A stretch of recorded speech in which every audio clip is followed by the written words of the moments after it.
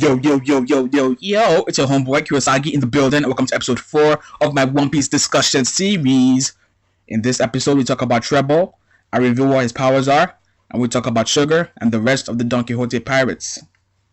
Now, Trebol is a Logia type glue fruit. Bam! Now, I'm gonna explain how I came to this conclusion. I'll start with some evidence and a few notes here and there. So let's start. In chapter 700 / episode 629, we first see Trebol standing on the side of the building like Spider-Man, and this is the first hint that he has a sticky ability. Now, he could have been a Paramecia or a Logia. We need something to prove that he's one or the other. Now, within the same episode, we later see his entire body turn into liquid, and he drops from the ceiling in order to speak with Doflamingo. Now, that confirms that he is Logia and not a Paramecia, so he is like, freaking Ace, Akainu, those boys, and not like Magellan or Mr. 3. Now, in chapter 726, we see him use his powers to pull Sai to the ceiling, and then Sai is turned to a toy, but we don't see who does it. We later learn that it's Sugar, who has the toy ability with a hobby fruit. But what's interesting is, after he's turned to a toy, Trebol gives him instructions and he obeys against his will. Now, people speculated that naturally Trebol could have hypnotism because we hadn't seen Sugar yet. And people also speculated at the time that Trebol had the toy powers because at the same time we hadn't seen Sugar yet. But we later learned all of that, so now we can make a correction. And if he does have hypnotism, which would not be strange because Lafitte from the Blackbeard Pirates has hypnotism, I assume that he would use his staff, which has a club on it, for the hypnotism or some other gimmick. But that's the only thing I could think of as his tool for hypnotism. Another possibility is Sugar can control people she turns into toys, and that makes sense in my opinion. And she could have said, Sai, do what Trebol says. End of story. Sai does what Trebol says. So it is in fact Sugar with the indirect hypnotism. Well, it's not really hypnotism. It's hypnotism, and not Trebol. Next, in chapter 732, speaking of Sugar, Trebol makes a comment saying that the Straw Hats do not know what she's capable of. Now, it could be simply that he's referring to her ability, but too bad for him. The toy soldier gave them a heads up on what her powers are. It could also mean that there's more to her power than just turning people into toys. So she could be a lot more skilled than Jorah, who can turn people into art and stuff. So maybe she can, do martial arts because she is a lot older than she looks, and but that's kind of lame. Against the Straw Hats post timescape, that's kind of lame as a surprise for them. So I'm guessing it's something to do with her powers. That said, I think once again it goes back to what I said with the hypnotism. Maybe she can control her toys, and so imagine if she can control all her toys. That's gonna be freaking crazy. She can, because we know the strength in numbers. So that's gonna be pretty crazy when if it happens. Now, how did I come up with this glue thing? I mean, he could have been any sticky. Well, he could have been any liquid. We didn't really see. Yeah, he could have been any liquid. He could have been slime or whatever. But we later see in the anime during a filler arc. It is filler, but in terms of devil fruits, I don't think it's gonna be recycled that fast. So I think slime is out of the question. Now, we have seen the Donquixote Family chart. I know, and it was during that chapter when I saw the diagram that it all clicked.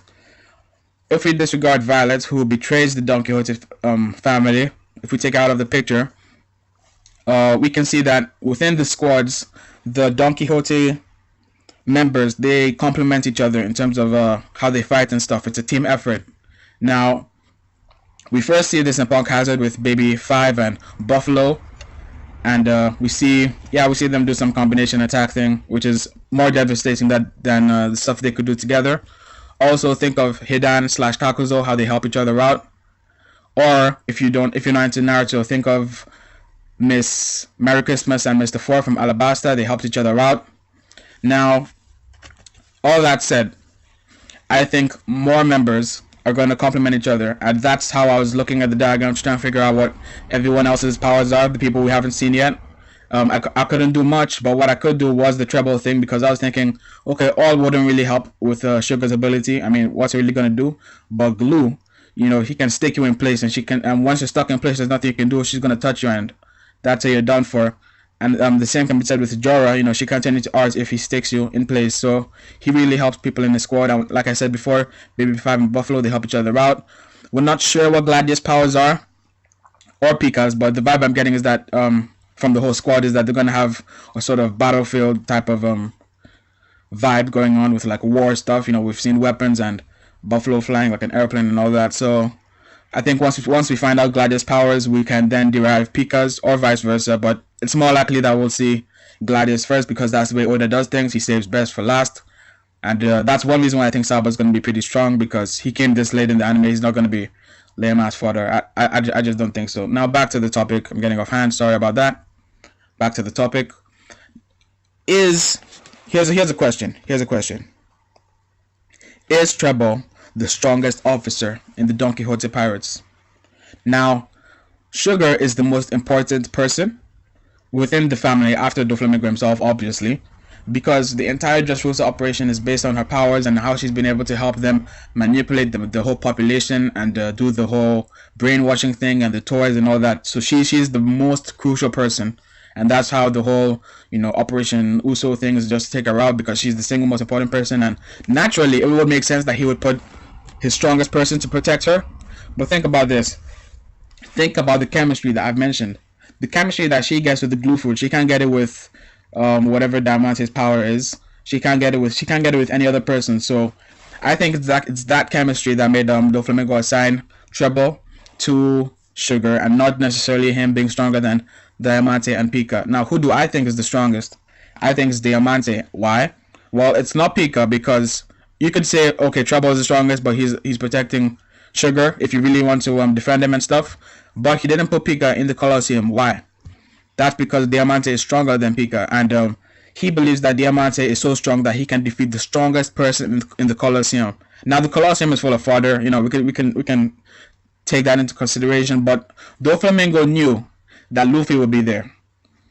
Doflamingo knew that Luffy, the second strongest supernova right now, would be there. He also he at least found out later on that Burgess was there, and he wasn't worried. He found out that the first mate of a Yonko was there, and he was not worried about losing the Mera no Mi.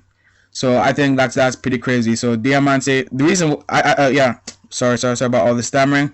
I think that Diamante has a Paramecia ability, because all the hacks abilities, apart from one or two, apart from a very few Logias and Mythical Zone, all the hacks ones are Paramecia, like the Room Fruit or Doflamingo's fruit. The hacks ones tend to be Paramecia. So I think Diamante has a Paramecia fruit, and if it's hacks, then it really wouldn't matter how strong his opponent is. If he can get for example with Jorah or Sugar, give those powers to Diamante. If he can turn Burgess to a toy or Luffy to a toy, all the strength goes out the window if he has enough haki and all that. So I strongly think Diamante has a Paramecia. We'll find out, but I strongly think he has a Paramecia, and not just like a Sanji type of person. At first, when you see hand to hand, you think that okay, they don't have any powers, but then you see Senior Pink, swimming it through the freaking ground, and I think that's a power and not some crazy martial art. Doesn't make any sense. Yes, because none of the ground he was swimming was getting destroyed. So I strongly think that's an ability, and if Senior Pink can have a fruit, then Diamante probably has one as well. So the whole hand to hand probably just means that they're not really ranged fighters. They're melee. So who do you think is the strongest from the Donquixote family, and why? And I think that we will see, I've said Diamante and I've said why, and I think we will see more chemistry amongst the members, as I've said. And once again, that's pretty much all I have to say, and once again, thanks for watching.